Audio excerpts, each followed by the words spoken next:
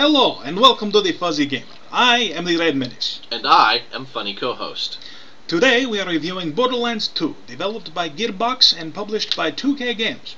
For those of you not familiar with the franchise, Borderlands was a first-person shooter with RPG elements, randomized weapons, co-op, and a unique cel-shaded style of animation that really innovated in a time when most usual shooters were military or multiplayer in one form or another.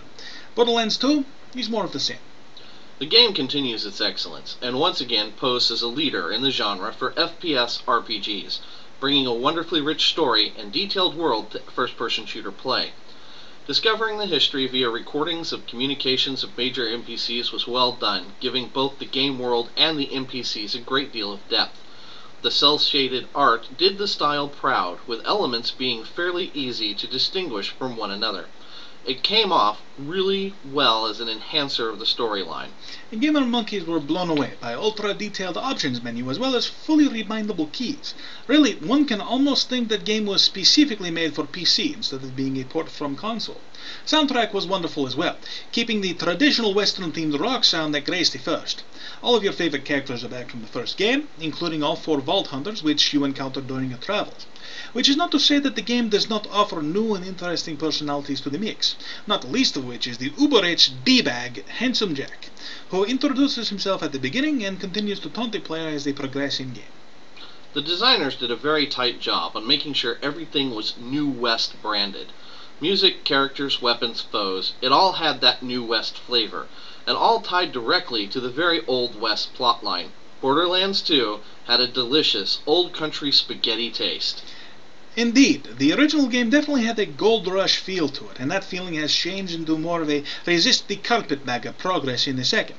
You know, only with rocket launchers. And we know how you like your rocket launchers. Yeah, 86. What did you think about the revamped array of weapons, Red? I thought the expanded weapons were very awesome. The original was known for its very eclectic range of weaponry, and the second really bumps it up a notch. Not only are combinations of weapons special abilities drastically increased, the weapon models are even more outlandish. I especially like how each weapon comes from a specific manufacturer, and each one of those fictional companies has its own look, feel, and speciality. Manly One, for example, makes the best elemental weapons, and their color scheme is very flashy and futuristic looking, while Tidior is known for having throwaway weapons and look very generic and no frills. Interesting side note, Tidior weapons are literally throwaway. When you run out of ammunition or even just hit the reload button, your character chucks the weapon, which then explodes like a grenade, only to be replaced by a brand new weapon digitally reconstructed right into your hand. Now, Red, did you find the other equipment to be as wonderfully treated and diverse? Well, as far as the other equipment, you have class mods, shields, grenade mods, and artifacts, much like the first game. I found grenade mods and shields benefited from the same expansion to their repertoire, with new and entertaining effects.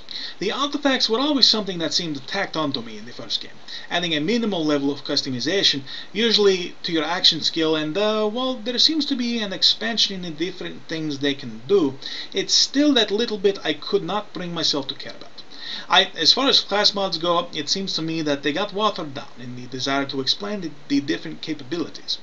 While there are a few different flavors, none of them seem to really make a big difference in what you do with your class, where in the first game, each different mod usually added several points to multiple skills, as well as adding an entirely different benefit that you could only get through that mod, making different talent builds that much easier to get to from not having to spend those specific points.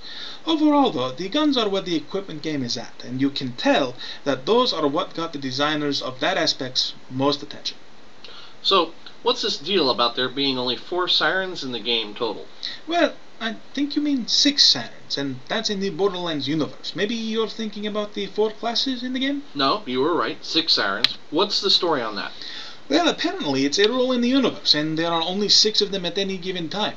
For those of you at home, a siren is an individual born with certain superpowers related to Iridium and the Iridian aliens.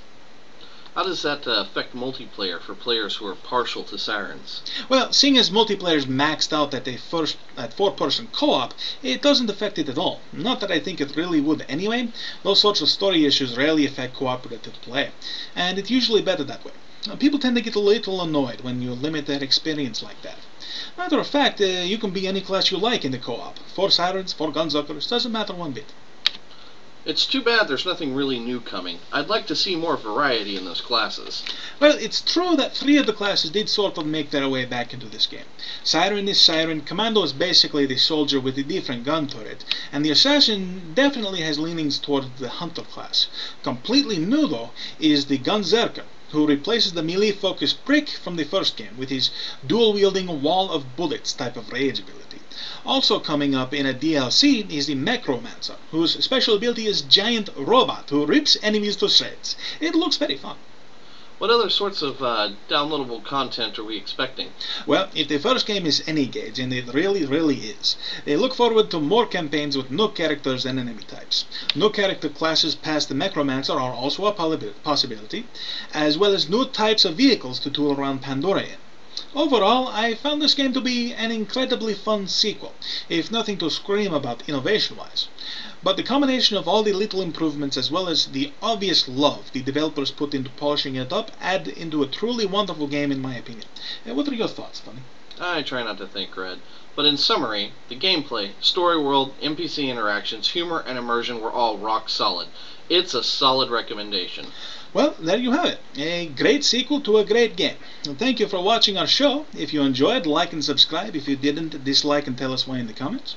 Any other questions or comments can be left at fuzzygamerchannel@gmail.com. This has been the Fuzzy Gamer. I am the Red Menace. And I am Funny Co-Host. Red Menace, out.